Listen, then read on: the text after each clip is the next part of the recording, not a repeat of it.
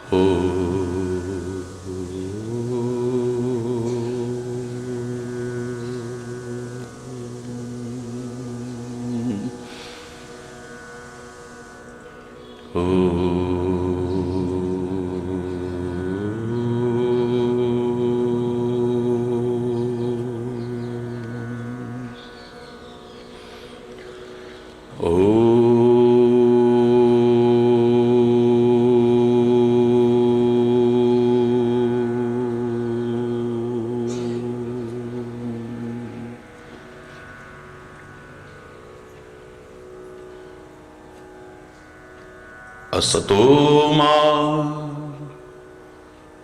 सद्गमय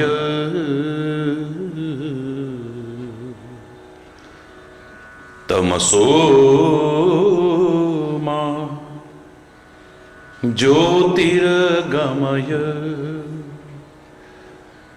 मृत्योर्मा अमृतं गमय। ओम शांति शांति शांति। हो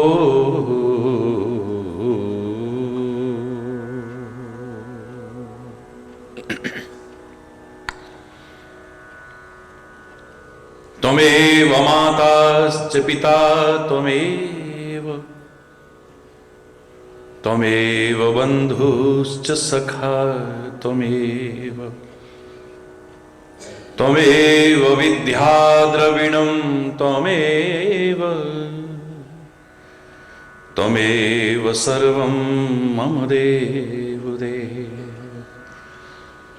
ओम शांति शांति शांति।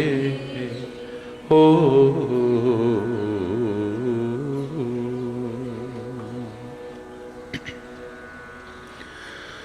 ध्यानमूलं गुरुर्मूर्ति, पूजामूलं गुरुपदं, मंत्रमूलं गुरुर्वाक्यं, मोक्षमूलं गुरुकृपा। ओम शांति शांति शांति। हो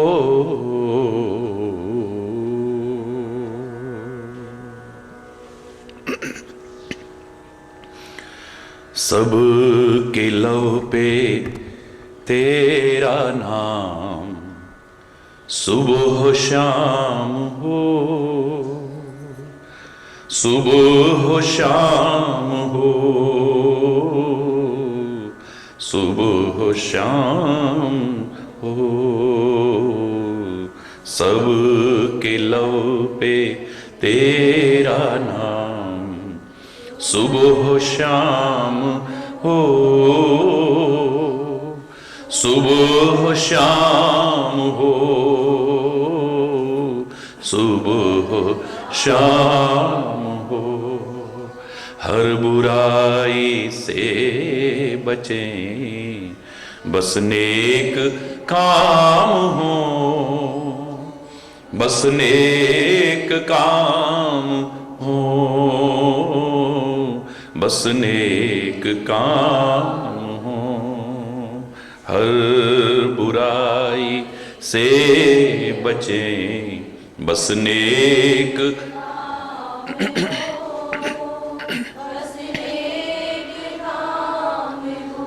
बस नेक काम हो।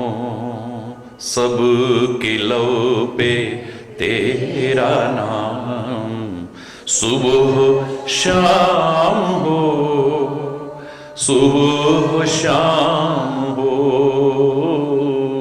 सुबह शाम हो, सब के लो पे तेरा नाम।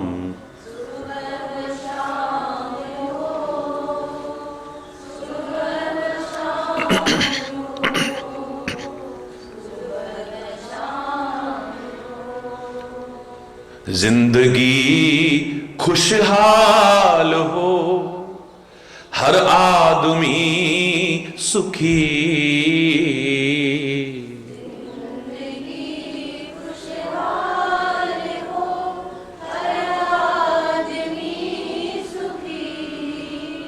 जिंदगी खुशहाल हो, हर आदमी सुखी।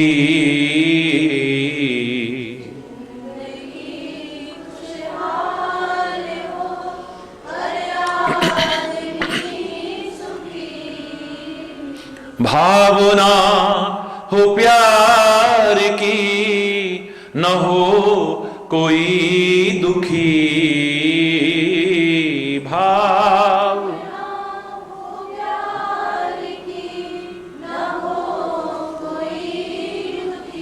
भावना हो प्यार की, न हो कोई दुखी। भावना हो प्यार की, न हो कोई दुखी। इस जमी पे ऐसा तेरा इंतजाम हो, प्रभु इंतजाम हो, इंतजाम हो। इस जमी पे ऐसा तेरा इंतजाम हो, प्रभु इंतजाम हो, प्रभु इंतजाम हो।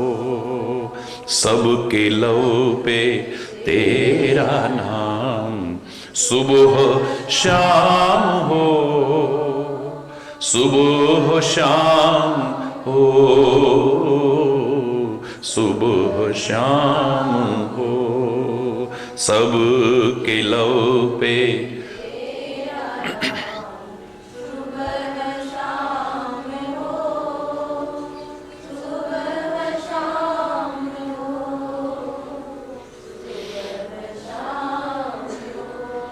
हम गुनाहों के घने अंधेरों से डरे,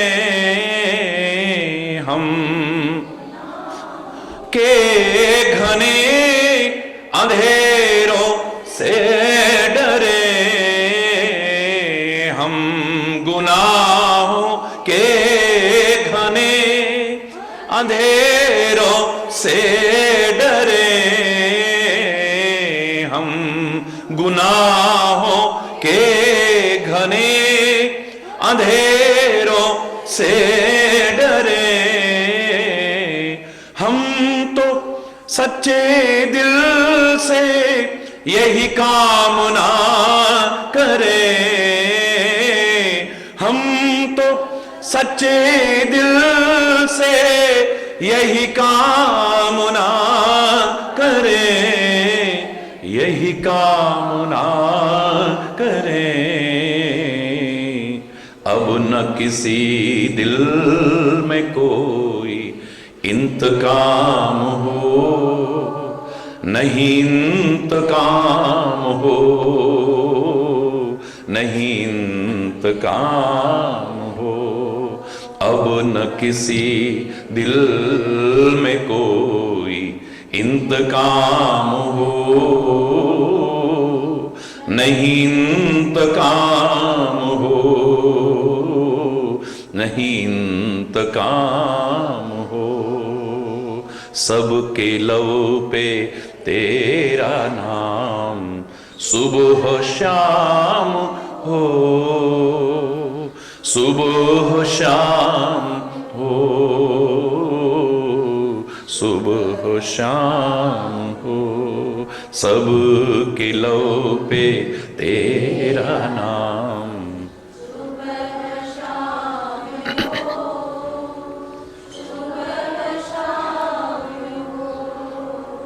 सुबह हो शाम हो, हर बुराई से बचें, बस नेक काम हो, बस नेक काम हो, बस नेक काम हो, हर बुराई से बचें, बस नेक काम हो, बस नेक काम हो, बस नेक काम हो, सब के लव पे तेरा नाम, सुबह शाम हो, सुबह शाम हो, सुबह शाम, बस तेरा नाम हो, बस तेरा, और नेक काम हो, और नेक काम हो।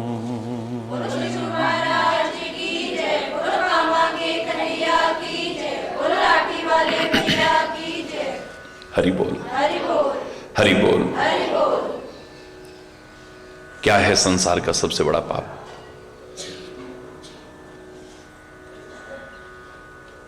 कह दिया कि पर निंदा सम अघन गरीसा, पर निंदा के समान संसार में और कोई पाप नहीं है। क्यों है ये पाप?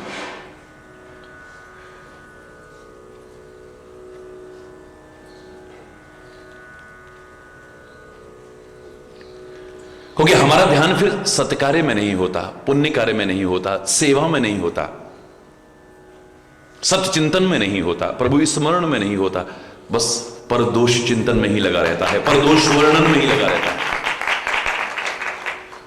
जब पुण्य से वंचित रह गए, इससे बड़ा पाप और क्या है? दुनिया में किसी को भी अधिकार नहीं है किसी के दोष देखने का, किसी को भी, यहां तक कि संत को भी नहीं। हरि बोलना। संत की विशेषता क्या है?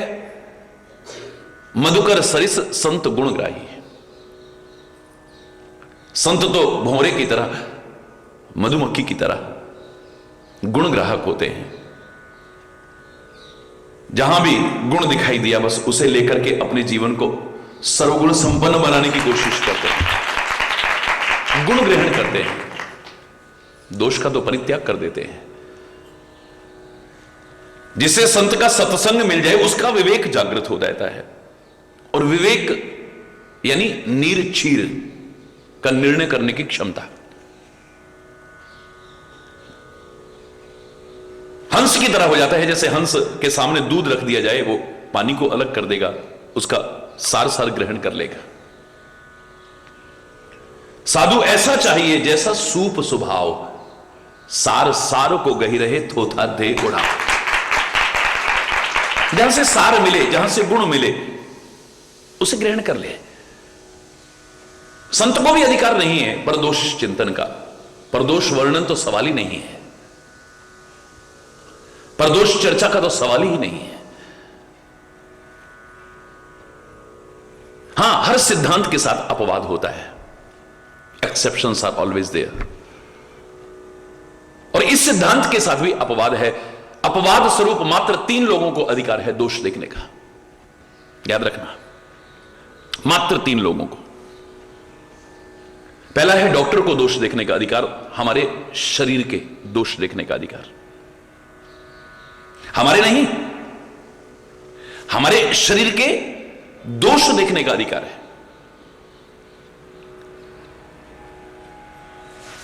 हमारे कौन से अंग सुंदर हैं उन पर निगाह नहीं,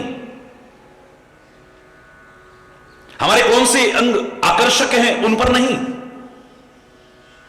हमारे किस अंग में क्या विकार है, क्या रोग है, उस पर निगाह हो और उसे दूर करने का प्रयास हो।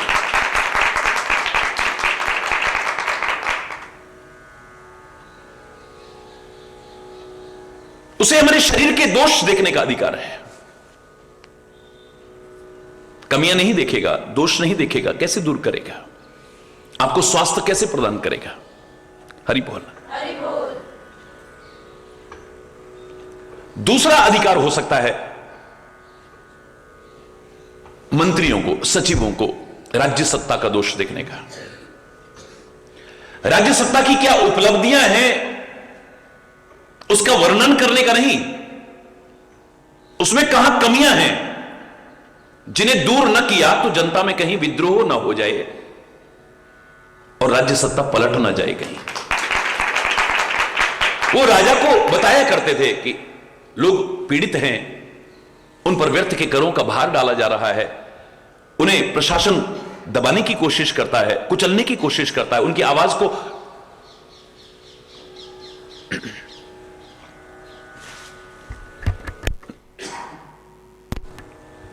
कि समाज में विद्रोह की स्थिति ना पैदा हो जाए, क्रांति की स्थिति पैदा ना हो जाए, राज्य सत्ता कहीं पलट ना जाए।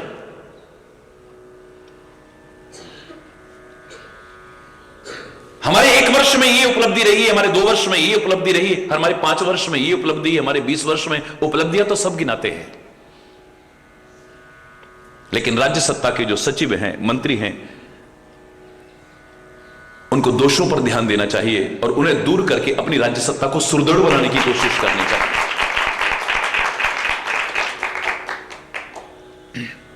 पहला अधिकार दोष देखने का डॉक्टर को है,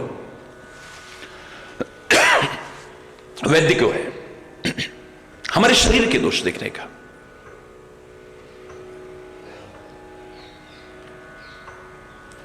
और उन्हें दूर करने में यथासंभव प्रयास करना बिना किसी भेदभाव के।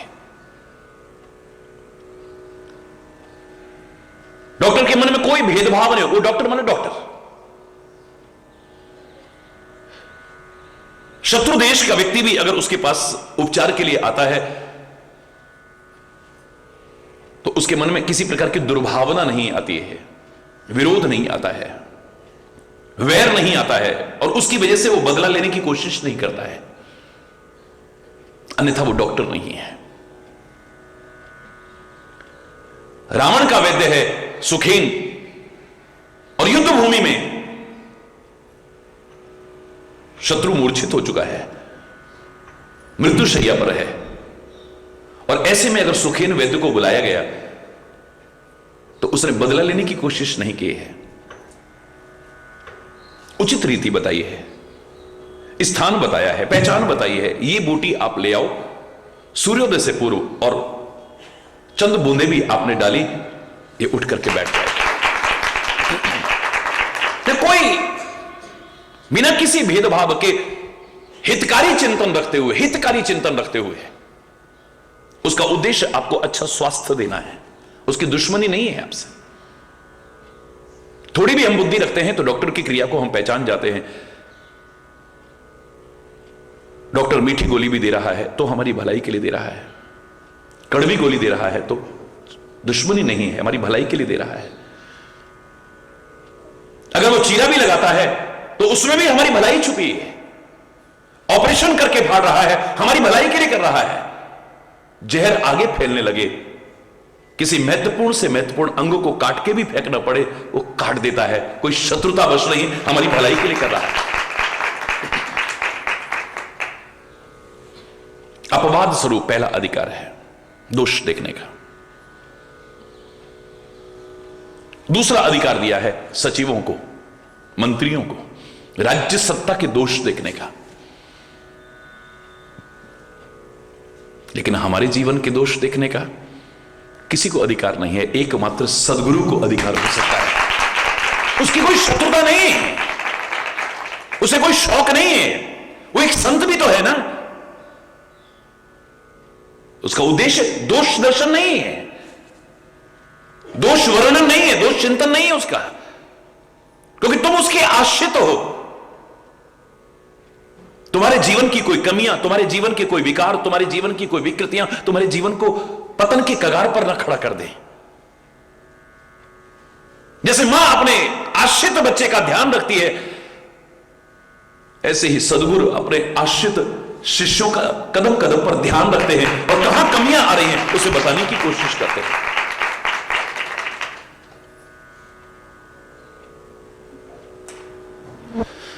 परमात्मा तो देख ही सकता है अपने आश्रित भक्तों के, और वो दूर करता है। उसका नाम भी गर्व प्रहारी भी है। अनेक नामों में एक, कहीं भी गर्व आ जाए उसे दूर कर देता है, विकार आ जाए दूर कर देता है, बचाता है। चाहे हम तिल मिला उठते हैं, बड़ा गुस्सा आता है। परम भक्त है नारद, लेकिन परमात्मा ने देखा कि इसके मन में गर्व का एक अंकुर पैदा हो गया है जो कभी वटवृक्ष बन करके इसके जीवन का पतन कर सकता है। उसके हित के लिए, कोई शत्रुतावश नहीं,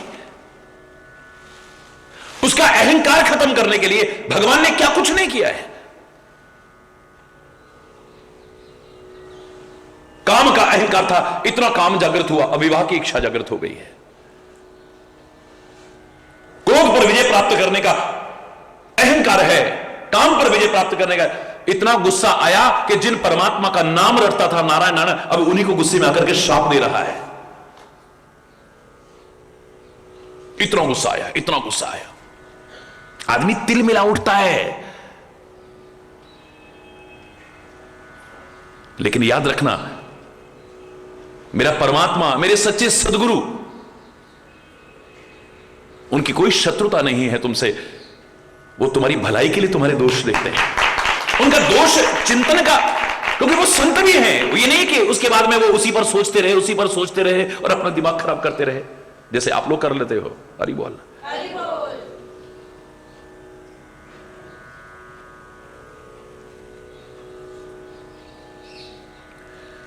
एकमात्र वही तो है जब आपका अच्छा जीवन देखेंगे, जिसकी वजह से तुमने सुखी होना है, सबसे ज्यादा खुश होते हैं।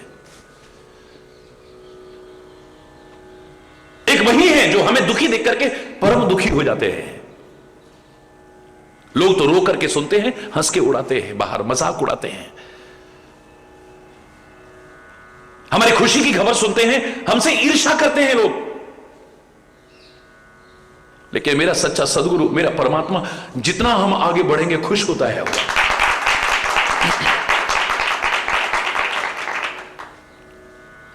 अगर वो दुखी होता है तो तुमको दुखी देख करके, उसका अपना कोई दुख है नहीं, वो तो रात दिन दुख उठाने के लिए स्वयं तत्पर है। हमने सुख को लुटाने को तैयार है, दुख उठाने को तैयार है, तुम्हें सुख कैसे पहुंच जाए।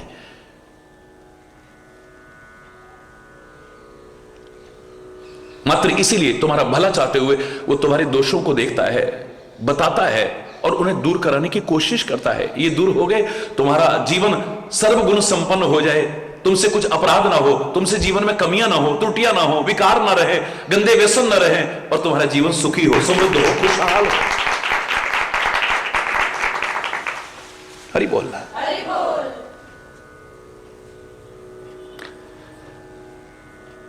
एक अबोध बच्चा जो, जिसको बोध नहीं है, वो डॉक्टर के नाम से डर सकता है। नहीं मामा डॉक्टर ने सुई लगाएगा, सुई लगाएगा, डॉक्टर के नाम से डरता है वो, डॉक्टर से दूर भागता है, वो रोता है। लेकिन समझदार व्यक्ति तो खुद जाके कहता है, डॉक्टर साहब मुझे ये परेशानी हो रही है, बहुत दिन मैंने छुपा लिया, लेकिन अब मैंने घर में तो नहीं बताया, पर आपको आके बता रहा हूं, प्लीज मुझे देखो। अपने रोग को, अपनी परेशानी को खुद बताने की कोशिश करता है। ऐसे ही सच्चा शिष्य, सच्चा भक्त परमात्मा के सामने, सदगुरु के सामने अपने विकारों को, अपनी कमियों को, अपने दोषों को, अपनी त्रुटियों को स्वयं बता करके अपने जीवन को संवारने की कोशिश करता है।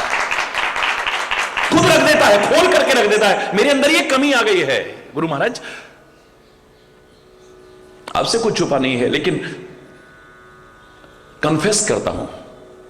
कई जगह मैंने देखा कन्फेशन का एक बड़ा अच्छा उनका वो है, वो कन्फेस करते हैं जाकर के।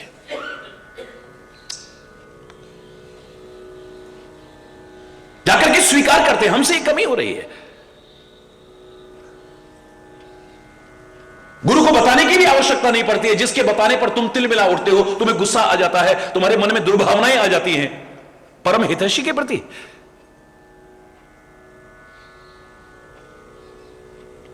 क्या क्या स्वार्थ है उसका। हमारे जैसे पता नहीं कितने हैं उनके शरण में, उनके चरण में, उनको चाहने वाले है। हम क्यों कहा करते थे पहले, स्वामी मोहि न विसारियो, चाहे लाख लोग मिल जाए, अब लाख नहीं करोड़ों है अब। स्वामी मोहि न विसारियो, चाहे लाख लोग कोटि लोग मिल जाएं, हमसे तुमको बहुत है पर तुमसा हमको ना है। ऐ मेरे सदगुरु, ऐ मेरे परमात्मा, हमारे जैसे तो कितने हैं तेरे लिए, पर तेरे जैसा हमारे लिए दूसरा नहीं होगा।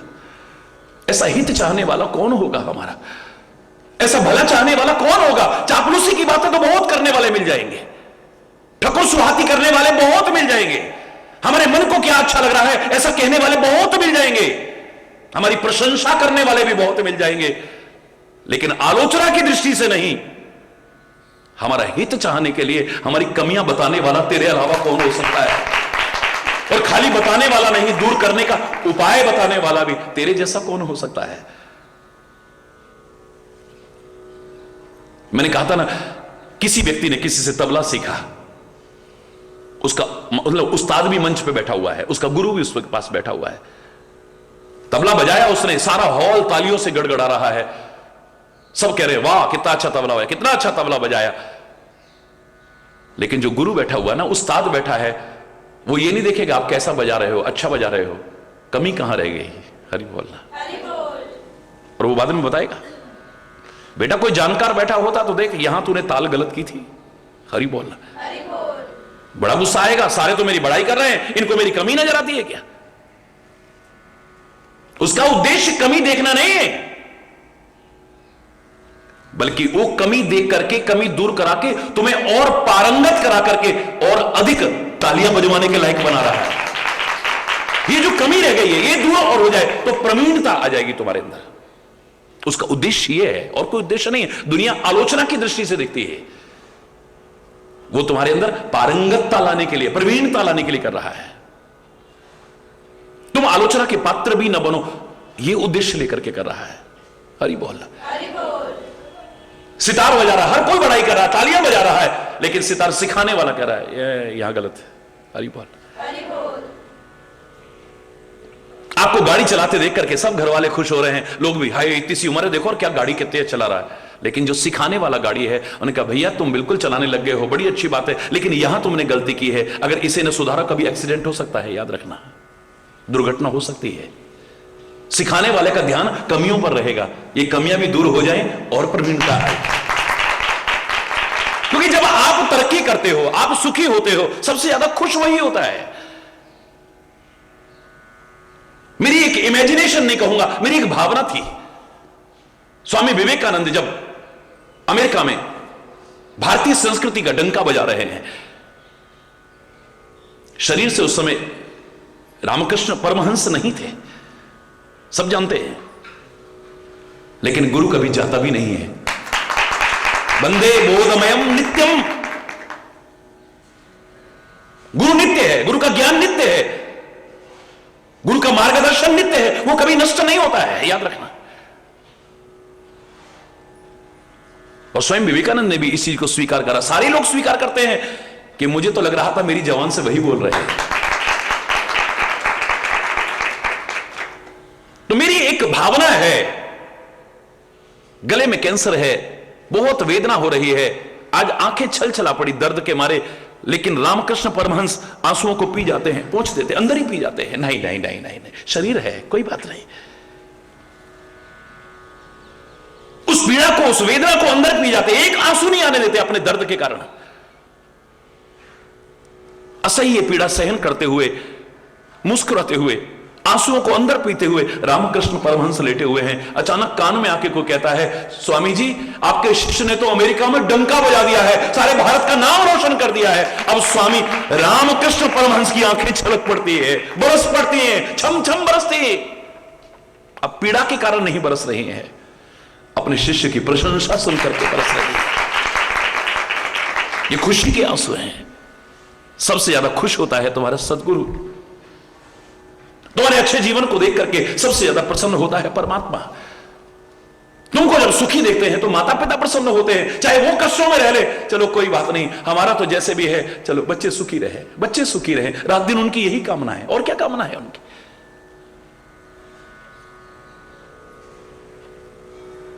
उद्देश्य दोष देखना नहीं है,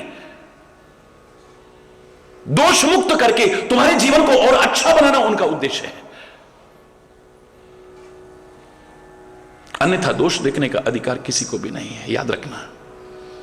दूसरों के दोष ही देखते रहोगे ना, दूसरों के दोषों का ही वर्णन करते रहोगे ना, पराई निंदा ही करते रहोगे, तो जिन दोषों रूपी बुराइयों की, गंदगी की आप चर्चा कर रहे हो, वो तुम्हारे जीवन में भी एक अंश मात्र जरूर घुस जाएगी।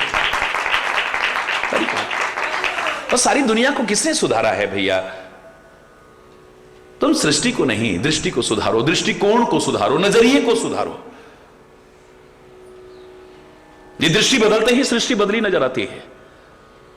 मैंने कल कहा ना, दृष्टि पर अगर नीला चश्मा है सब नीला नजर आ रहा है, लाल चश्मा है सब लाल नजर, काला चश्मा है सब काला नजर आ रहा है। ये दृष्टि जैसी होगी सृष्टि वैसी ही नहीं। दृष्टि, सारी सृष्टि को तो भगवान नहीं बदल पाए।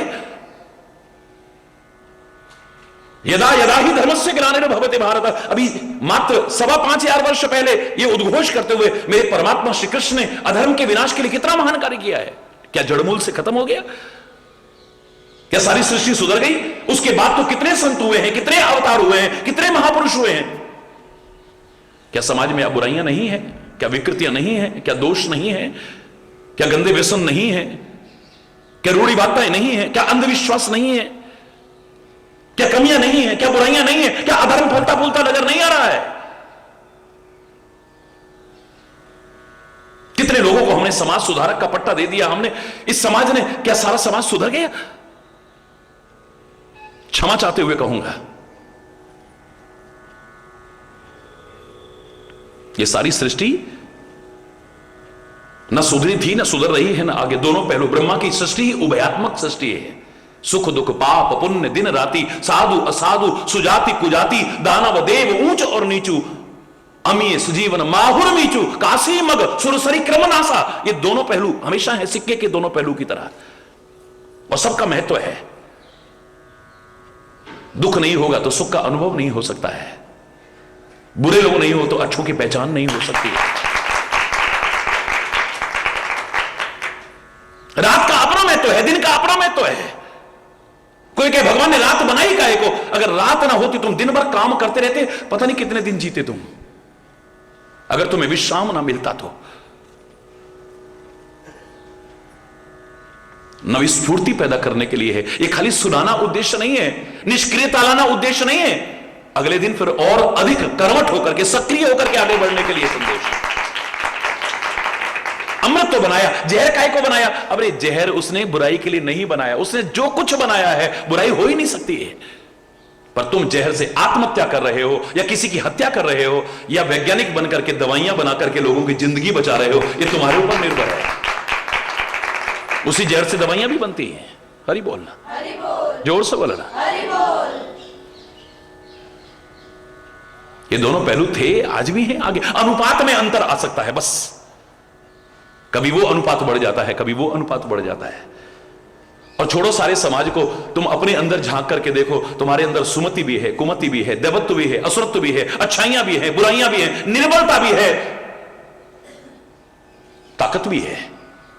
ताकत तुम्हारे अंदर इतनी है, बड़े बड़े ताकतवर को झुकाने की सामर्थ्य रखते हो तुम, और कमजोर इतने हो कि टूट जाते हो, बिखर जाते हो, बात बात में रो पड़ते हो, बिलख पड़ते हो, बात बात में तुम्हारी हालत खराब हो जाती है, इतने कमजोर हो तुम। अच्छाइयां भी है तुम्हारे अंदर, बुराई, द्वंद्व चलता है अंदर, अच्छाई का, बुराई का, धर्म का, अधर्म का, सत्य का, असत्य का, दैवत्व का, असुरत्व का संग्राम निरंतर अंदर चल रहा है। किसको विजयी कराते हो ये तुम्हारे पर निर्भर करता है। ये दोनों पहलू, हरि बोलना, सारी दुनिया से कांटे मत उखाड़ो, अपने पैर में एक कवच लगा लो जूते चप्पल का, उतना ही काफी है। फिर तुम कांटों पर भी चलोगे तो तुम्हारे पैर में कांटा नहीं चुभेगा। सारी दुनिया को कारपेट करने की कोशिश मत करो, अपने पैर के तलवे में स्लीपर लगा लो बस, 10 से नफ। हरि बोलना, उतना ही तुम्हारे बचाव के लिए पर्याप्त हो जाएगा बस।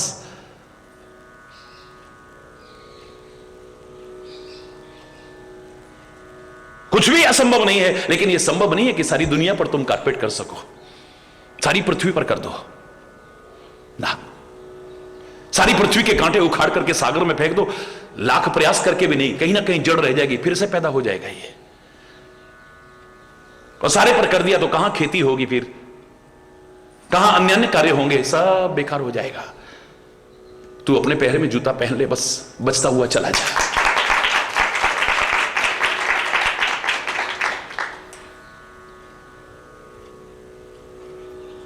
हरि बोलना, जोर से बोलना।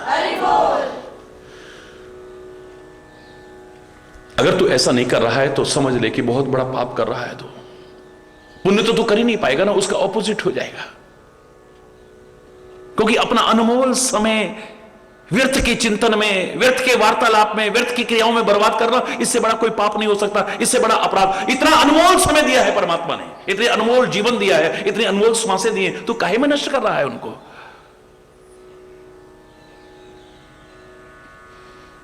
गर दोष देखने ही है तो क्यों ना अपने देख, निंदा पराई कर पाप ना ले, बस हो गया भजन। आदत बुरी सुधार लो, बस हो गया भजन। मन की तरंग रोक लो, बस हो गया भजन। आए हो तुम जहां में क्यों, और क्या था करना यहां? आए हो तुम जहां में क्यों, और क्या था करना यहां? सत्संग में यह जान लो, और जीवन में फिर उतार लो, बस हो गया भजन। आदत बुरी सुधार लो, बस हो गया भजन। सब राग द्वेष वैर तज, तू प्रेम सबसे कर। सब राग द्वेष वैर तज, तू प्रेम सबसे कर। उपकार कर पर गर्व ना कर, बस हो गया भजन। आदत बुरी सुधार लो, बस बोलो ना, बस। गर दोष देखने ही है तो क्यों ना अपने देख। गर दोष देखने ही है तो क्यों ना अपने देख। निंदा पराई कर पाप ना ले। अभी करते टाइम नहीं पता चलेगा, दुख भोगेंगे तब, फिर कहेंगे हमने तो कुछ करा ही नहीं ऐसा, फिर भी हमारे साथ ऐसा क्यों? जाने अनजाने पता नहीं कितने कितनी कितनी कितनी हमसे गलतियां हो रही हैं, जाने अनजाने है। और फिर कम से कम अगर इसे रामायण ने सबसे बड़ा पाप कहा है तो जरा गिरेबान में झांक के देखो, इससे कौन बचा हुआ है? हरि बोलना। जो बचा है वही पुण्यात्मा है, वही धर्मात्मा है। कोई हरि बोलना। फिर तो यही कहूंगा मैं, बड़े अच्छे बचे हो तो बहुत अच्छी बात है, बधाई हो आपको। क्या है संसार का सबसे बड़ा पाप? अगला प्रश्न यही था। पर निंदा सम अघना गरीसा, पर निंदा सम। क्या हो जाएगा इससे, निंदा करने से क्या होगा इससे? बोले बताते हैं किसकी निंदा करने से क्या होता है, सुन लो, बताओ। बोले हर गुरु निंदक दादुर होई, जन्म सहस्त्र पावतन सोई। जो शिव की आलोचना करता है, निंदा करता है, और शिव स्वरूप गुरु की निंदा करता है, वंदे बोधमयम नित्यम गुरु शंकर रूपिणम। हर गुरु, दोनों को एक साथ का है।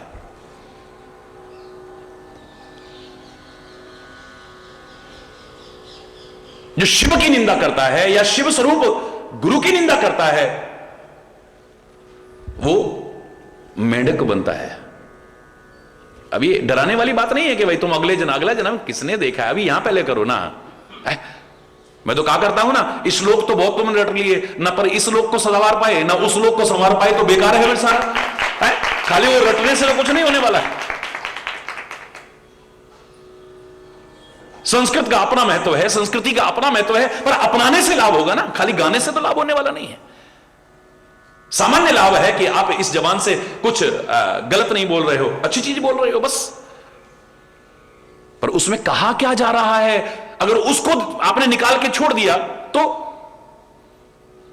बच्चे को हो गया बुखार, पुराने जमाने की बात, तप रहा था बच्चा, डॉक्टर के पास ले गई मां। डॉक्टर बोला तुम्हारा बच्चा तो बहुत छोटा है, बुखार बहुत तेज है और दवाई कड़वी है, तुम्हारा बच्चा खा तो पाएगा नहीं। आज की तरह पहले वो सिरप वगैरह तो होते नहीं थे, या ऐसी दवाइयां तो होती नहीं थी मीठी मीठी जो बच्चा आराम से उन्हें स्वाद स्वाद में खा जाए। वो कुनैन की कड़वी कड़वी गोली, उन्होंने कहा तुम्हारा बच्चा नहीं खा सकता, इतना छोटा बच्चा है। डॉक्टर साहब हम मां अच्छी तरह जानती हैं कि बच्चों को कैसे पाला जाता है, आप अपना काम करो, हम अपना काम करेंगे, आप दवाई दे दो, इनको खिलाना हमारा काम। ठीक है भैया, नहीं मानते हो तो लो दवाई ले जाओ, कड़वी बहुत है। डॉक्टर साहब चिंता मत करो। घर में गई, मां को पता था बच्चे को लड्डू बहुत अच्छा लगता है। आज की तरह पहले चॉकलेटें फॉकलेटें ये सब नहीं होता था ना, पहले तो ऐसी चीजें होती थी, तो बच्चे को बड़ा प्रिय था लड्डू। अंदर गई, डिब्बे में से एक लड्डू निकाल के लाई, रास्ते में ही इसे 2 टुकड़े किए, उसके बीच में रखी गोली, लड्डू को किया बंद, बेटा लड्डू खा ले। इससे अच्छा तरीका गोली खिलाने का और क्या हो सकता था, बोलो बोलो ना, कोई कमी तो नहीं रही। Thank you mummy, thank you. वो बुखार बुखार सब भूल गया, लड्डू देख के उसे प्रिय था, उसने लेकर के खाना भी शुरू कर दिया। मां बड़ी खुश। इतनी देर में मैं घर का काम करके आती हूं, रसोई में चली गई, काम करने लगी, निश्चिंत दी, बच्चे के अंदर गोली तो चली गई। थोड़ी देर बाद लौट के आई, जब काम किया तो बोले बेटा लड्डू खाया? बोले हाँ मम्मी लड्डू तो खाया, पर गुठली निकाल के फेंक दी। बोले धत तेरे की, तेरे को लड्डू दिया काहे के लिए? बोलो ना, हरि बोल ना। भगवान का सबको मधुर, मधुराधिपते अखिलम मधुरम, बहुत मीठा मीठा है, पर उस मीठे में भी क्या भाव छुपा हुआ है, अगर उसे निकाल के फेंक दिया तो सब बेकार हो गया। ये जो संगीत दिया गया अध्यात्म के क्षेत्र में, वेदों में प्रमुख वेद सामवेद सारा संगीत में है, गीता सारी संगीत में है, रामायण संगीत में है, गुरु ग्रंथ संगीत में है, कुरान की आयतें देखिए आप संगीत में बोलते हैं, पूरा वेद मंत्रों को संगीत में बोलते हैं। फिर सारे भक्त हुए, संत हुए, जिन्होंने रचनाएं लिखी हैं, सब संगीत में है। वो मिठास का लड्डू रखा गया, लड्डू, ये सब लड्डू हैं ये, लेकिन इसके अंदर कुछ तुम्हारे जीवन की उपयोगी गोली रखी गई है, उसे तो निकाल के फेंक दिया। पता ही नहीं उसमें क्या कह रहे हैं। हरि बोल। जो हम बोल रहे हैं उसका अर्थ ही नहीं पता हमें, उसमें क्या कहा जा रहा है पता ही नहीं है। रट्टू तोते की तरह बोलते जा रहे हैं, बस सारी जिंदगी निकल गई उसी को दोहराते दोहराते दोहराते दोहराते, पर जीवन में परिवर्तन तो कुछ आया ही नहीं। हमें पता ही नहीं था कि इसके अंदर कुछ गोली दी जा रही है। हमारे महापुरुषों ने इस मिठास में कुछ भर के दिया है। किसी से वैसे कहो ए अभिमान मत कर, बहुत बुरा मान जाएगा, चाहे कितना भी अभिमानी हो। अब उससे कहो एक भजन सुनाओ, बोले हाँ सुना। मत कर तू अभिमान रे बंदे, झूठी तेरी शान रे, मत कर तू अभिमान, मत कर तू अभिमान रे बंदे, झूठी तेरी शान रे, मत कर तू। बात वही कह रहा हूं, अब गा के कह रहा हूं मैं, तरीका है कहने का। किसी से भी कुछ कहना हो, एक डांट के भी कह सकते हो, गुस्से में भी कह सकते हो, दूसरे को बुरा भी लग जाएगा, और वही बात आप बड़े प्यार से भी कह सकते हो ना, काम भी निकल गया। वो कहते ना सांप भी मर गया लाठी भी नहीं टूटी। हालांकि मैं नहीं कह रहा कि सांप मारो, लेकिन एक बात कह रहा हूं जो कहावत बनी हुई है, लाठी भी नहीं टूटी। वही बात है, बड़े प्यार से भी तो कह सकते हो ना। शादी ब्याह में बड़े प्यार से जब गालियां भी दी जाती हैं, वो गालियां भी बड़ी अच्छी लगती हैं। गालियां देते हैं लोग, वैसे गाली अच्छी लगेगी। और शादी ब्याह में जिसको गाली ना मिले ना, यूं उचकता है, मेरी तरफ नहीं देख रहे कोई, हरी बोलना, उठ उठ के देखते, मेरा नाम तो ले नहीं रहे गाली में, ये है गलत कह रहा हूं, हरी बोलना। केवट बड़ा अटपटा बोल रहा है, बड़ा अटपटा बोल रहा है। लक्ष्मण को तो गुस्सा आ गया और कह भी रहा है लक्ष्मण चाहे तीर मार दे, लेकिन राम मुस्कुरा रहे हैं, बड़ा अच्छा लग रहा है उनको। क्यों? सुन केवट के बेन प्रेम लपेटे अटपटे, अटपटे तो हैं लेकिन बड़े प्यार से कह रहा है, प्रेम में लपेटे हुए हैं। हरि बोल, हरि बोल, जोर से बोलना, हरि बोल।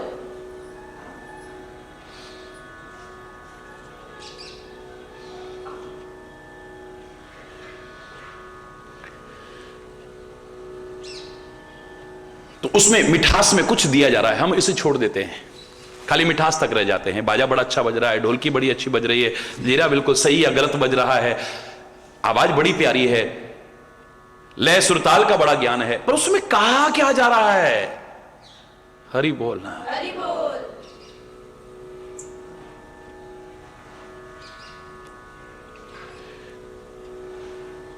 अब जब आप शिव और शिव स्वरूप गुरु की आलोचना करोगे, निंदा करोगे, तो उनसे सीखोगे क्या? बोलो, सीखोगे कुछ?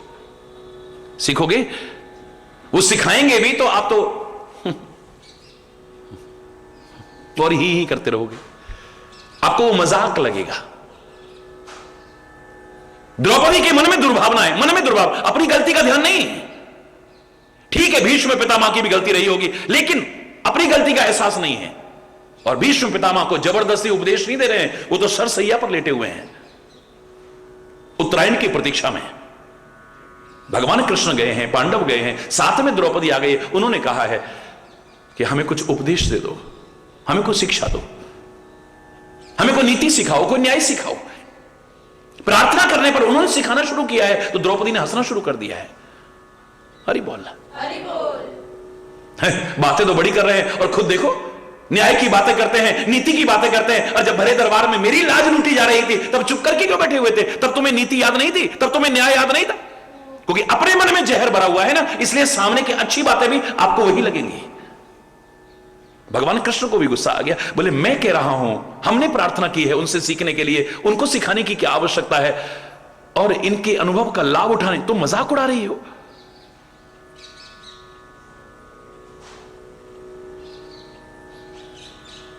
गुस्से में थमथमाते हुए कह रही है, और क्या है, बातें तो बड़ी लंबी चौड़ी हैं, लेकिन अपना देखो ना इनका। तब इनकी ये सब नीति और न्याय की बातें आज हमको सिखा रहे हैं, उस समय कौरवों को नहीं सिखा सकते थे? तब तुम्हारा ज्ञान कहां गया था?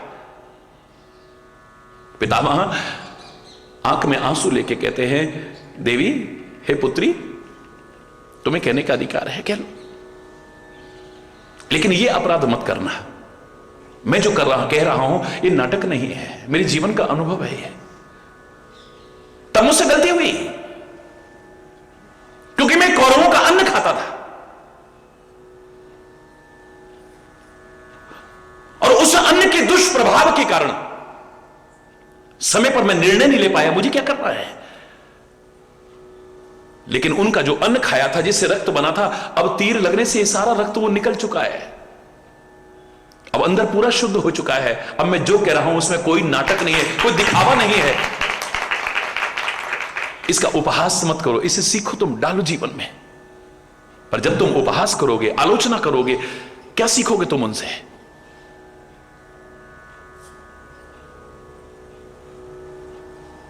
और जब सीखोगे नहीं तो तुम्हारे जीवन में जो परिवर्तन आना चाहिए था वो कहां से आएगा? सारी जिंदगी टर टर टर टर करते रहोगे। मेढक का तात्पर्य वो कुछ और नहीं बोल पाता, अच्छा नहीं बोल पाता है। उन्हें कहा भगवान की कृपा से तुम वाचाल बन सकते हो, चाहे गूंगे भी क्यों ना हो। मूक हो वाचाल, लेकिन वाचाल तो उसको कहते जो बहुत बोलने वाला होता है, और बहुत बोलने में तो विकार भी हो सकते हैं, गलतियां भी हो सकती है। ये सब कहने के बाद में अंत में कहा है, बंदों गुरुपद कंज कृपा सिंधु। तुम वाचाल तो बन गए, लेकिन क्या बोलना है और क्या नहीं बोलना है तो गुरु ही सिखा सकता है। भगवान की कृपा से तुम्हारा गूंगापन खत्म हो सकता है, तुम्हारी वाणी खुल सकती है, लेकिन इस जवान से क्या बोलना है और क्या नहीं बोलना है ये तो गुरु ही सिखा सकता है। मुख हो वाचाल पंगु चढ़े गिरिवर गहन। भगवान की कृपा से पंगु भी, लूले लंगड़े भी दुर्गम पर्वत पार कर सकते हैं, लेकिन कहां चल के जाना है, कहां नहीं चल के जाना है ये तो मेरा सदगुरु ही सिखा सकता है। व्यर्थ में श्रम नहीं करना है, जबरदस्ती पहाड़ पार करते रहो, जबरदस्ती पहाड़ पार करते रहो। सामर्थ्य आ सकती है, लेकिन उसका दुरुपयोग नहीं करना है, उसका सदुपयोग करना मेरा सदगुरु ही सिखा सकता है मुझे। पर उनकी तो बातें हमें अच्छी नहीं लगती है, बल्कि उनकी आलोचना करते हैं हम, उनके प्रति दुर्भावनाएं आ जाती हैं। एक बार नहीं, वो कहते हैं जन्म सहस्त्र पावत न सोई। हजारों जन्मों तक वो मेढक की योनि में जाता है। मेढक की योनि से तात्पर्य नहीं है यहां, वो व्यर्थ की टर टर टर टर करता रहेगा, लेकिन वास्तव में अपनी वाणी को सार्थक नहीं कर पाएगा कभी। उसे ज्ञान नहीं होगा, उसे विचार नहीं होगा, उसका विवेक जागृत नहीं होगा, सार असार का बोध नहीं होगा, सत्य असत्य का बोध नहीं हो सकता है, उचित अनुचित का बोध नहीं हो सकता है। उसके बोलने पर विवाद हो सकते हैं, उसके बोलने पर अशांति पैदा हो सकती है, उसके बोलने पर कला कलेश पैदा हो सकता है, उसके बोलने पर मनमुटाव पैदा हो सकता है, उसके बोलने पर वातावरण विषाक्त और कटुता परिपूर्ण हो सकता है, आनंदपूर्ण वातावरण नहीं हो सकता है। वाणी में वो सामर्थ्य नहीं आएगी। और एक बार नहीं, बार बार। मेढक कहां से, कोई आसमान से टपकते हैं क्या? जरा बारिश हुई मेढक ही मेढक नजर आते हैं, पानी में गिरते देखे आपने कभी? कहां से आते हैं ये कहते हैं गर्मियों में सूख जाते हैं, और पहली वर्षा की बूंदें जैसे ही पड़ती है ये फिर से पैदा हो जाते हैं, फिर से जागृत हो जाते हैं, जैसा कहते हैं। मैं विवाद नहीं करूंगा और वो भी नहीं करूंगा, क्योंकि मैंने ना इस पर रिसर्च करी है, लेकिन जो कहते आए लोग मैं वो कह रहा हूं, स्पष्ट शब्दों में कह रहा हूं, लेकिन प्रामाणिक लगता है नहीं। मैं इस पर चर्चा नहीं कर रहा हूं, क्योंकि मुझे अधूरी बात कहने का शौक नहीं है। एक जिम्मेदारी के आसन पर बैठ करके गैर जिम्मेदाराना बात कम से कम हरि चैतन्य तो नहीं कर सकता है। हरि बोलना, हरि बोल। लेकिन सच है, हमने कभी आसमान से गिरते हुए नहीं देखे। जैसे ही वर्षा ऋतु प्रारंभ हुई, टर टर टर करते उछलते कूदते दिख जाते हैं ये मेढक। कहां से आ गए इतने सारे मेढक? ऊपर ही खूब चलनियां लगा लो, कपड़े लगा लो, कभी एक भी गिरता हुआ नहीं दिखेगा आपको। कहां से आए? जमीन में सूखे हुए थे। कहते हैं वही फिर पैदा हो जाते हैं, फिर सूखते हैं, फिर पैदा। ये कितने जन्म धारण करते हैं ऐसे। हर गुरु निंदक दादुर होई, जन्म सहस्त्र पावतन सोई, जन्म सहस्त्र पावतन सोई। द्विज निंदक बहु नरक भोग करी, जग जनमई वायस शरीर धरी।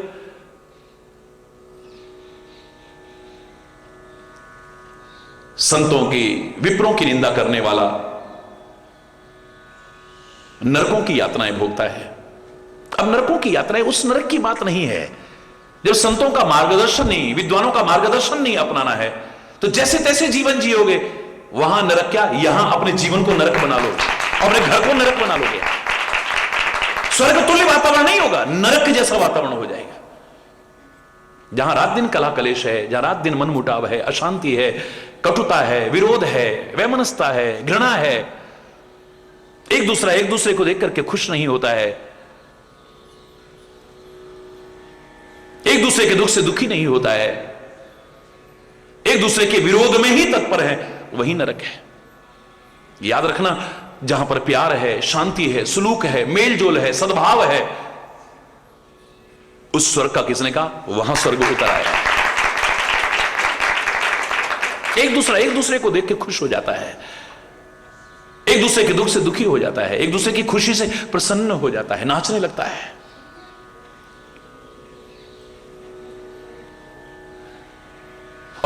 नरक तुल्य हो चुके जीवन को स्वर्ग तुल्य बना सकता है कौन? संत का मार्गदर्शन, सत्संग। क्योंकि सत्संग जब मिलता है हमारा विवेक जागृत होता है, बिन सत्संग विवेक न होई। और अस विवेक जब दे विधाता, तब तज दोष गुण ही मन राता। फिर हम दोषों को परित्याग करके गुणों को ग्रहण करना शुरू करते हैं, बुराइयों को छोड़ करके अच्छाइयां ग्रहण शुरू करना कर देते हैं।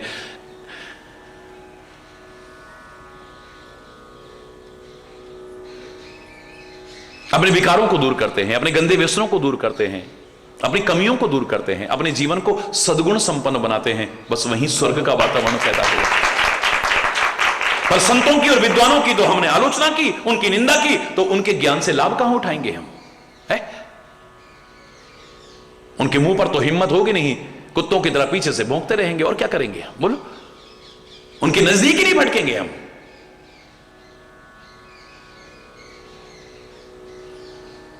ना परमात्मा के सन्मुख आएंगे, ना सदगुरु के सामने आएंगे, ना संत के सामने आएंगे। जब ऐसा जीवन होगा तो श्री राम ने क्या कहा था? बोले वो राक्षस के भाई आ रहे हैं, शत्रु के भाई आ रहे हैं। बोले नहीं, मोरे सन्मुख आव की सोई। गलत व्यक्ति मेरे सामने आने की सामर्थ्य नहीं रख सकता है। सामने भी होगा तो नजरें मिलाने की हिम्मत नहीं कर सकता है। नजरें भी मिलाएगा तो मन में कोई चोर समाया रहेगा, याद रखना। अगर इतना भी निर्लज्ज हो गया, बेशर्म हो गया और अकड़ा हुआ है, तो मन में कहीं ना कहीं डर है।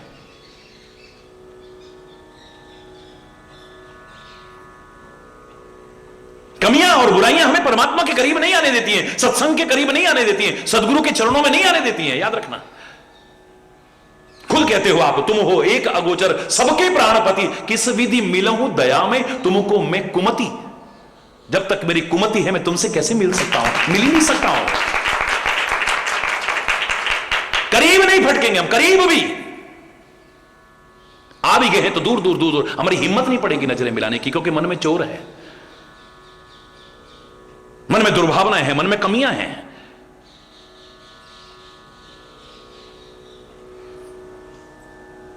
वो तेरे सामने नहीं आने देंगे हमें। हरि बोलना, हरि बोल। क्योंकि सूर्य के सन्मुख अंधकार रह ही नहीं सकता है। अंधकार की इतना कहां दुस्साहस करेगा जो सूर्य के सामने टिक जाए।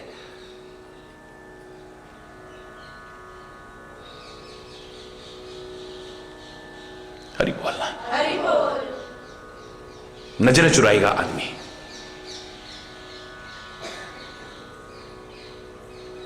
जिनसे हमें डर नहीं लगना चाहिए था, उनसे डर रहे हैं। अब उनसे नहीं डर रहे, अपनी कमियों की वजह से डर रहे हैं। हरि बोलना, हरि बोल।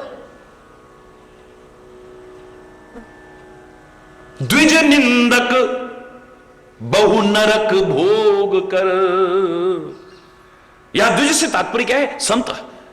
या द्विज से तात्पर्य क्या है? विद्वज्जन। उनके सामने नहीं आ सकते हम। नरक बना रखी है जिंदगी, नरक। वहां आते, उनका मार्गदर्शन अपनाते, जीवन अच्छा बनता, स्वर्गतुल्य वातावरण पैदा कर सकते थे। जग जनमई वायस शरीर धर। जग में पैदा भी होगा तो फिर कौए का शरीर ध्यान है।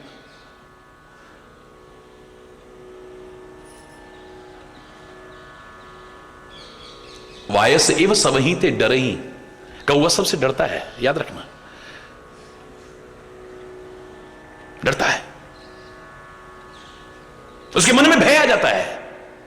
अच्छाई की ओर जाते हुए भय रह ही नहीं सकता है कभी भी। मैंने आपसे कहा था ना, इस मार्ग में आते ही जो हमारे अंदर दैवीय संपदाओं का विकास होता है, उसमें सबसे पहला दैवीय गुण क्या है? अभयम। भगवान कृष्ण कह रहे हैं, इसका डर खत्म होता है। ये मृत्यु से भी डरता नहीं है, मृत्यु को याद रखता है बस। भगवान कहते हैं मुझसे भी नहीं डरता है, मुझसे तो प्यार करता है। और जहां सच्चा प्यार है वहां भय हो ही नहीं सकता है।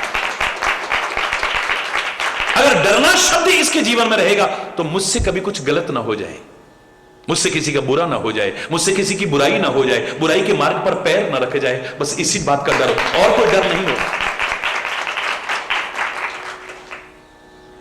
हरि बोलना, हरि बोल। सर्वाइव का तात्पर्य कौवे के एक और यह है कि वो अपने हट पर अड़ा रहता है, अपने हट पर।